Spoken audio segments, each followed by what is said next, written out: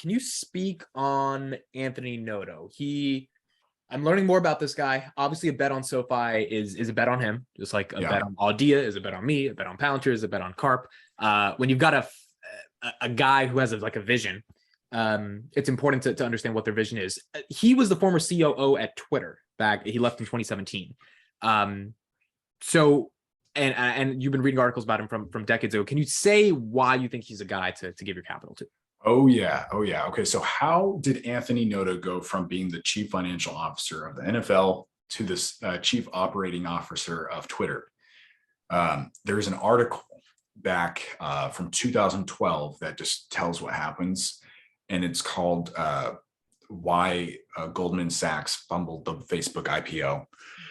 Basically, Silicon Valley at the time, in like the early 2000s, there was a lot of weary tech company. No tech company wanted an IPO because it's such a hard thing to do.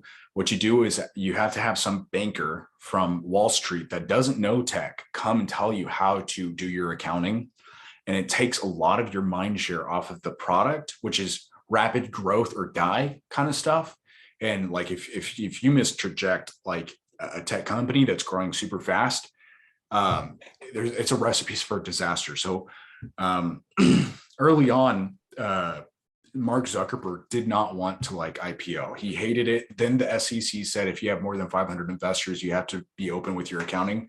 So he's like, okay, well, I guess we'll IPO anyway, since if we're going to have to be public anyways, we'd rather get like the benefit of having all this liquid shares. So they decided to go for it. Then what the next step is for a company that's about to go IPO is they have to get a bank, or basically Morgan Stanley or Goldman Sachs, to either help them go through the IPO process. And in Morgan Stanley, there was a guy named Michael Grimes. And if you look him up, he led the LinkedIn IPO. He's like really famous for helping like tech companies go IPO.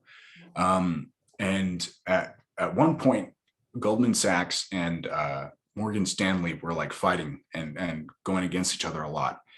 But Morgan Stanley started beating them. So Goldman Sachs had to adapt or, die. So they got Anthony Noto back from the CFO of being the NFL, and he came and helped them like reorganize their IPO stuff for Silicon Valley.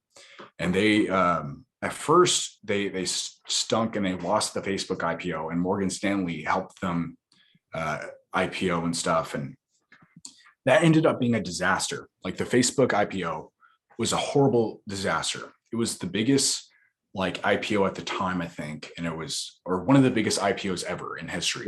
Yep. And immediately, like 2 or 3 days, or like within like a single digit of hours before the IPO went up, they changed the value of the company to Facebook. And it left a lot of people holding the bag, and it immediately like decreased and stuff. And it was just like a horrible nightmare that a lot of people wanted to avoid in Silicon Valley. And they did not want to IPO with Morgan Stanley right after that. So Twitter came along 2 years later, and they needed to go through an IPO. And they ended up choosing Anthony Noto to help them go through the IPO. Dick Costello, the CEO of Twitter, was trying to choose who was going to help them go to the IPO. And Anthony Noto is who he ended up choosing. And Anthony Noto went like so above and beyond helping them like go through all this process and like really making sure that this is right for Twitter, that they ended up hiring him as the chief operating officer because they loved him so much. Wow. That's how it started. And the crazy thing is like, the more I read about Anthony Noto in Silicon Valley, the more I realized like everybody loves this guy.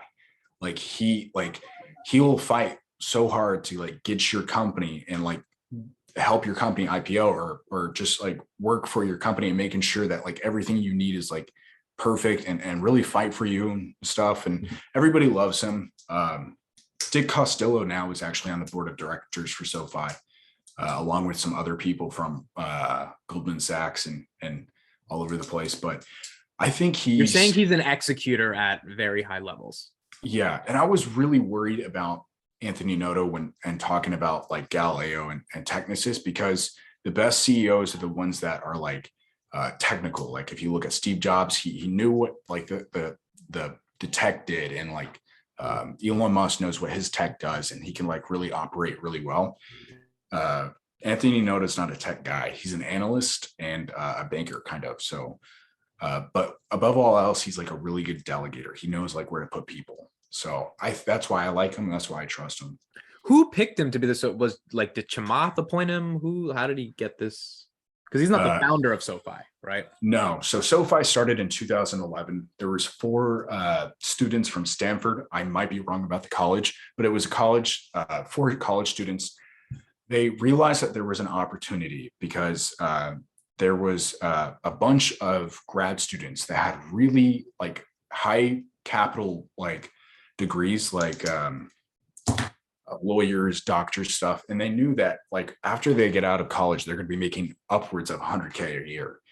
But yet they have bad FICO scores because they're broke college students, right? They have bad FICO scores. There's not a lot of things that they're doing with their credit to make it look like they're viable on their credit score.